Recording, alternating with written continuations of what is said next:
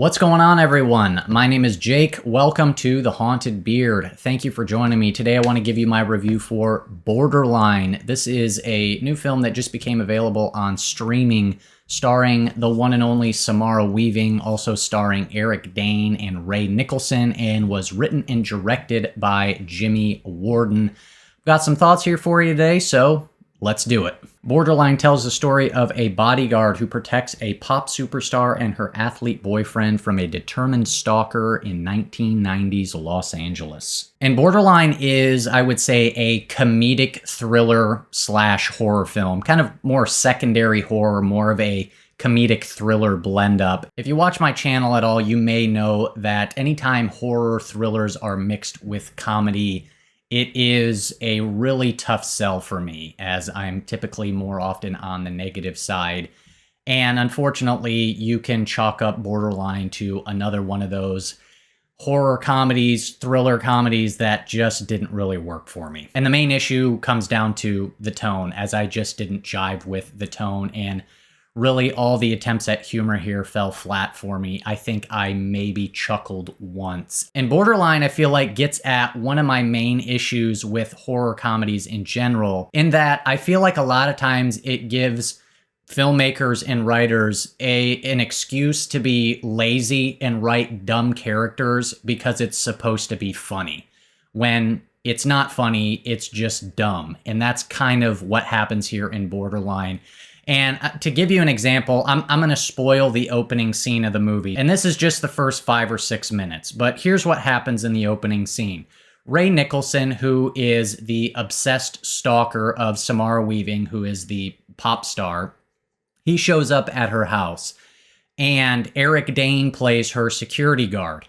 And somehow he gets onto the premises, like through the gate and everything, which I don't really know how he did that, but he gets there and he gets to like the front door of her big mansion. And Eric Dane comes out, and, you know, from the get-go, you can tell, you know, Ray Nicholson is a little unhinged. He's a creepy stalker dude. And based on their conversation, it sounds like this is not their first encounter. Like, Eric Dane seems like he's bumped into this guy before, and he's kind of familiar with him. And he's trying to be cool. He's trying to play out the situation like, hey, you know, just why don't you leave? Everything's fine. Just chill out. And then eventually Ray Nicholson pulls out a knife. And at that point, right, if you're a security guard, it's like you've got an immediate threat. And apparently Eric Dane doesn't carry a gun, which seems kind of crazy to me that he, you know, doesn't have that with him. But my point is like, okay, if you're not ready and prepared to handle a stalker who pulls out a weapon, then you need to go back inside, lock the door, and call the real police who can, you know, de-escalate and take care of the situation. Only he doesn't do that. And he continues to try to, you know, calm him down. And it eventually leads to where Eric Dane embraces Ray Nicholson and gives him a hug, at which point Ray Nicholson stabs him. And it's like, yeah, but of course that was going to happen. And so it's like, it's so infuriating because it's like, this is just dumb decision after dumb decision from a guy who's supposed to be a security guard who should know how to handle this situation.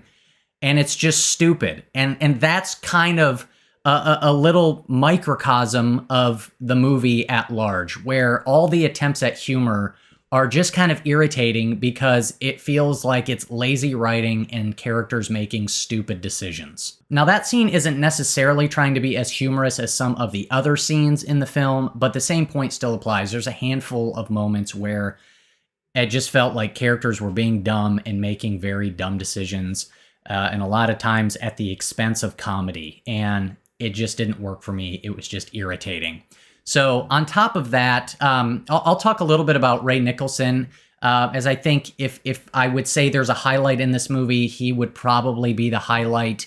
I can't help but see his dad every single time I look at him. He looks so much like Jack Nicholson. It's crazy. He does a pretty good job given what he has to work with. I felt like the character is kind of generic. You know, we've seen these kind of stalker, obsessed fan type characters before, so the character doesn't necessarily stick out as anything unique or all that memorable, but his performance of the character, he does a good enough job. Now, when it comes to Samara Weaving, who I'm sure you're curious about, how was her performance? How was her character in this? Her character also left quite a bit to be desired. And look, I'm a fan of Samara Weaving. I think she's fantastic, but her performance here is okay. But again, her character, there's just not that much there. Not only is her character not really fleshed out, she's also not very likable at all. And she's kind of this, conceited, kind of egotistical, sort of self-absorbed, rich, wealthy pop star singer who kind of only cares about herself sort of thing. And that's really the only sort of character attributes you get from her. And it was part of the way into the movie where I was sitting there thinking, like, what about this character, attracted her to the movie? What is it about this role that she, really took to?